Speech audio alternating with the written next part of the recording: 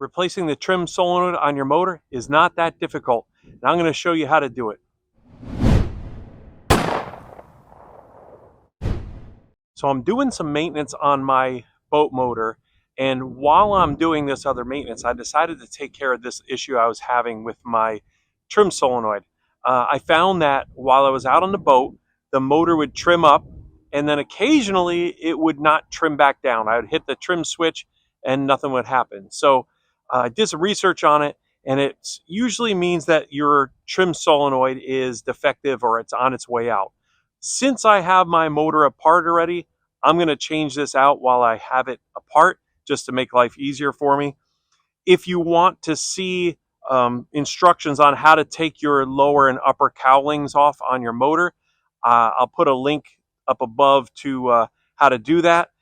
The upper cowling you have to take off, but the lower cowling you could get to this solenoid, which is right here, without taking the cowling off. But since I'm already in the motor and it makes life easier for me, it's only another, I think, eight bolts, and that cowling comes right off fairly easily. So this is the solenoid. This is what we're going after.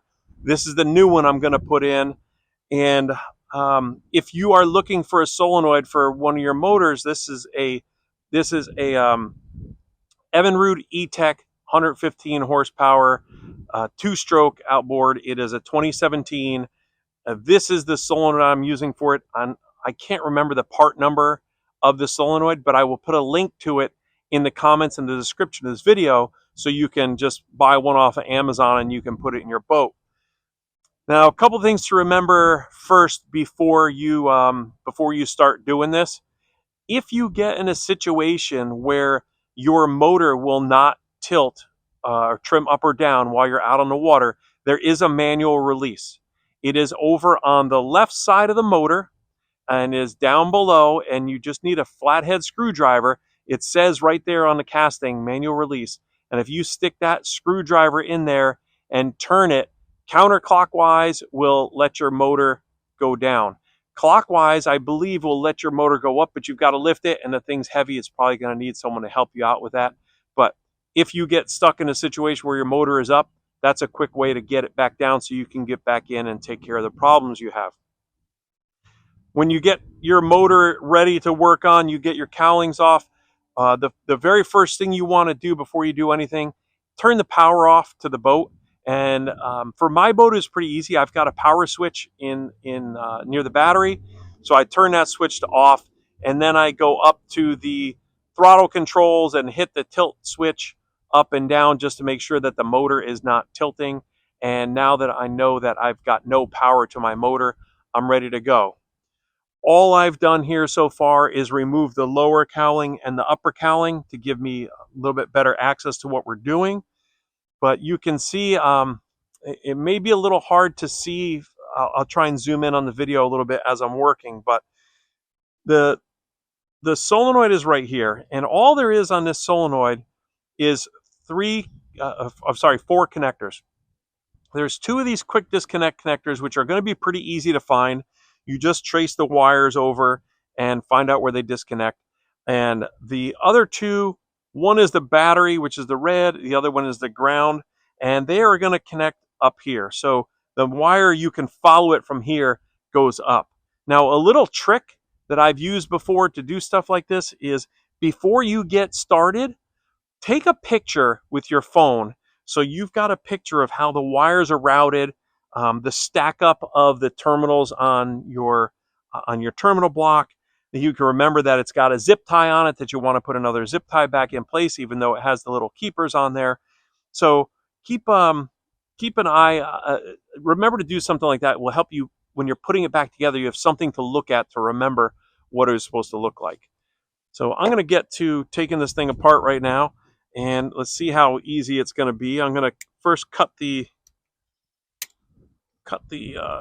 zip tie off of there, and now this just pops right off, and I can find where my wires are routed. So I'm seeing my battery wires are routed behind these wires, and they go up here. I've got There you go. My red is right here. Oh, my ground is going over here to a different little block. It's not up here. So my red wire is going to go up here. My black wire is going to go down here. Now these other wires come underneath this one and go to the left. And here they are right here. Very easy to access. So I'm going to disconnect those right now.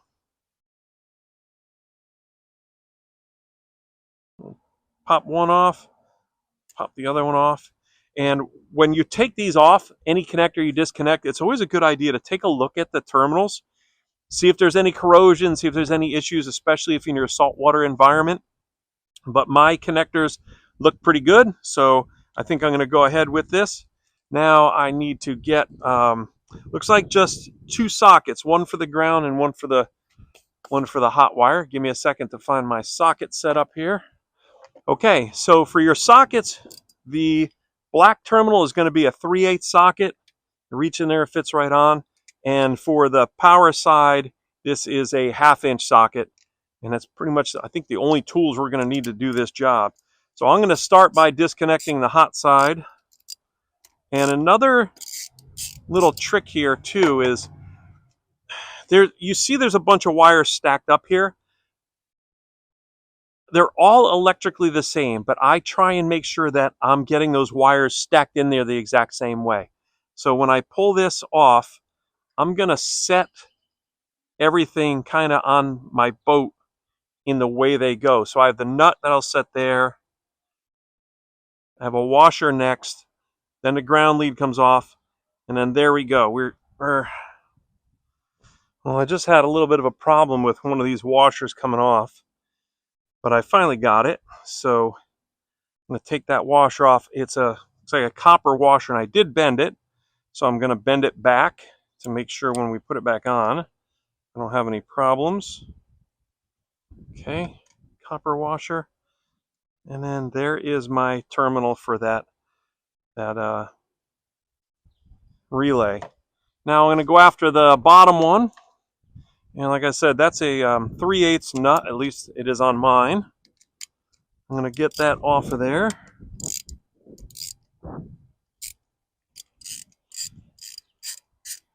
I'm using this also as a chance to assess my terminals, looking for corrosion. And I think what I'm going to do before I put this all back together, I will probably clean those terminals up a little bit. They look pretty good, but since I'm in here, I'm going to clean them up a little bit, and I'm going to also put some dielectric grease on them, so hopefully it'll avoid any problems in the future and keep them looking new. And as I'm getting this off, it's a clamp here, just realizing that. There's a clamp right here, and the wire is connected to the clamp, and there is also a second wire in there too. So we want to make sure when we put it back together again, we get that other wire and the clamp in there. And now we are free, and I can take out the old one.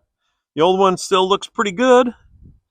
But it wasn't functioning right, so I'd rather head this problem off before I have a major problem with it. There is an O-ring that's stuck on here that I'm going to take off and put back onto the terminal where it fits into.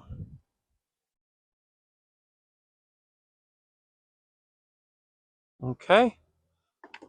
And now I'm going to take my new one, and remembering which way this goes in, you have the 2 studs here that are going to fit right in the holes, and your blue and green wires are going to come over the top and go behind here.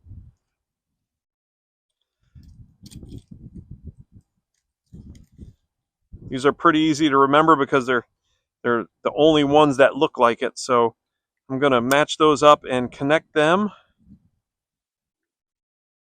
I'm going to stick this on here now, and it just pushes right in place. There's 2 O-ring grommets, and it just pushes right in there. And now I'm going to find this other connector. There we go. Okay. I'm going to connect this other connector, push it till it clicks. That's in place. Now up top here, the first one I have easy access to is going to be my red wire. So I'm going to probably connect that one first, but I want to just feed the black wire around back.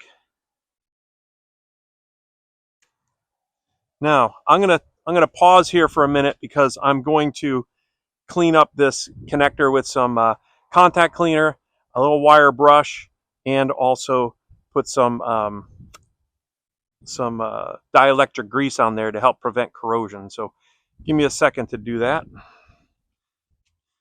And now that I've got all that done, oh, and also just so you know, in the links of this video, there's going to be links in the comments and also the description of the video for all the other products I'm using too, not just the relay, but for everything else you're going to need to do this job.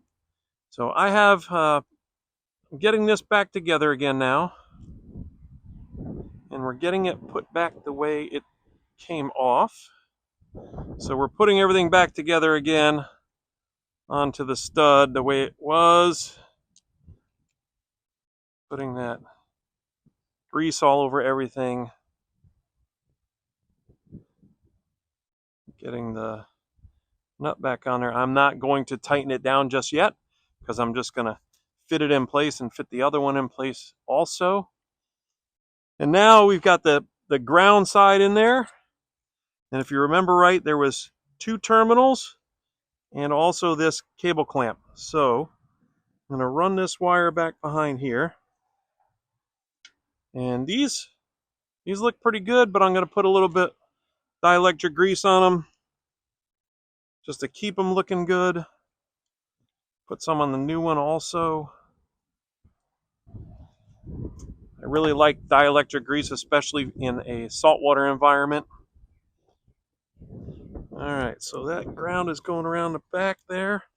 Sorry if you can't see what I'm working on here, but it'll be very apparent when you go and do this job yourself. And the way this ground went, the nut went through that ground, through the solenoid ground. I got it through both of those. Now I'm going through the cable clamp. There we go, through the cable clamp and into the boss in the back of the box of the motor. And tighten that up a little bit.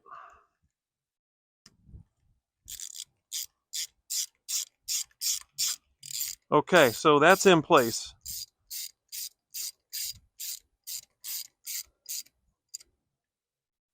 And got it nice and tight. Now I'm going to go back and tighten the red wire up. Make sure that is good and snug on there.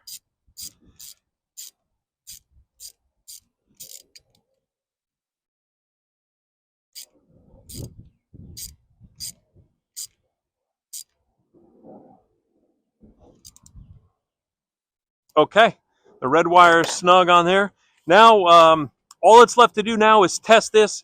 Since I have the cowling off, the button is not on the side here, so I have to test it up there at the console. But let's test it and see what happens.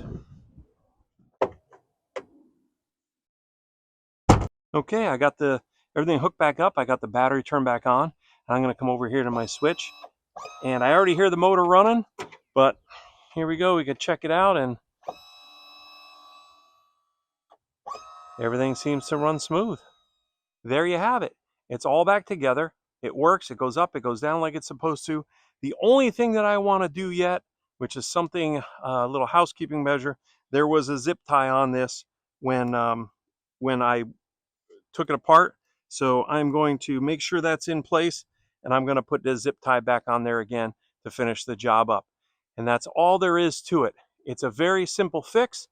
Takes a little bit of time and a couple basic tools, but anybody can do this with a little bit of knowledge and a couple hours of time to mess around with it. Rather than pay someone to do it, you can fix it yourself. So I hope you got something out of this video. Thank you for coming to watch. I appreciate it. I wish you guys nothing but tight lines and short blood trails, and I'll see you on the next video.